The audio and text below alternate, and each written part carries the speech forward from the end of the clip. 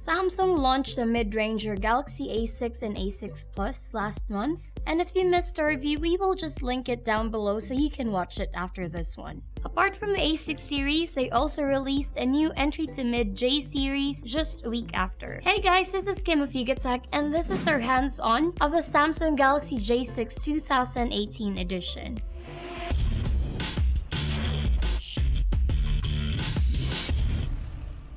Okay, so before we throw in what's new in the device, let me just give the detailed specs. It's equipped with a 1.6 GHz Exynos 7870 octa-core processor, a Mali T830 GPU, a 3GB RAM, and a 32GB of internal storage. Both cameras have the same f1.9 aperture, but in terms of sensors, the rear has 13 megapixels, while the front has 8 megapixels. Good thing it's running on Android Oreo and packed with a 3000 mAh battery. It has a 5.6-inch HD Plus Super AMOLED display that's 720 by 1480 with an aspect ratio of 18.5 by 9. So now we're done with the specs.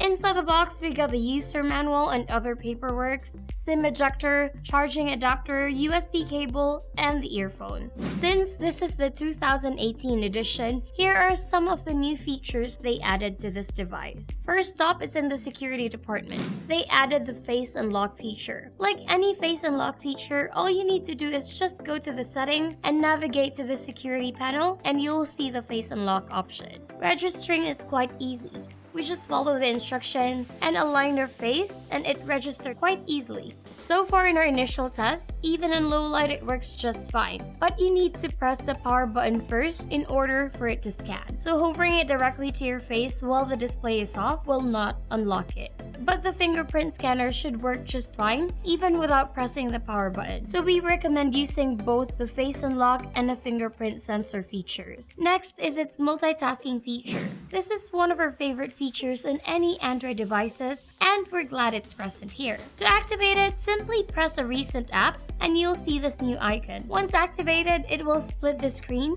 and you'll be prompted to choose which app you want to use for the secondary split screen. So far, most of the apps and even third-party apps are compatible, which is a good thing. Definitely is.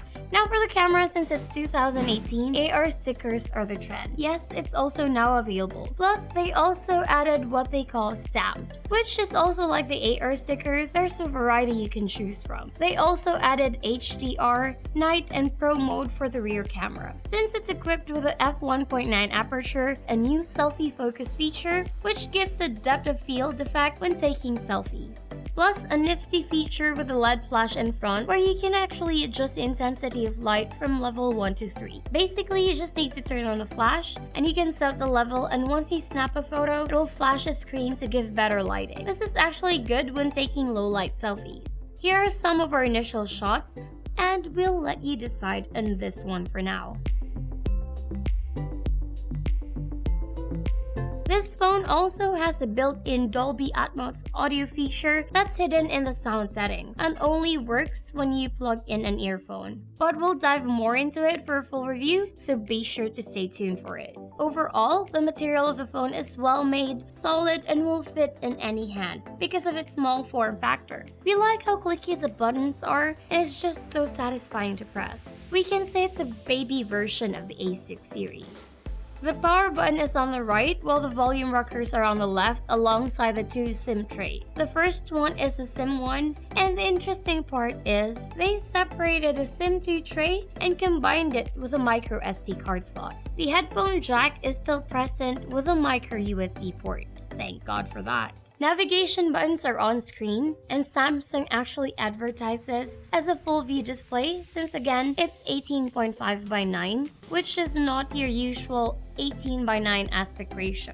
But so far, display is punchy and vivid. Alright, that's about it for hands-on. We'll give you more details in our full review, so be sure to stay tuned for that because we'll be tackling more of the performance and features if it's worth an upgrade from the previous J series, or even an alternative to the A6 series. So if you like this video, smash that like button, be sure to subscribe to our YouTube channel, and hit that bell icon to be notified of our future uploads. Again, this is Kim of Yugatech, and we'll see you in the next video.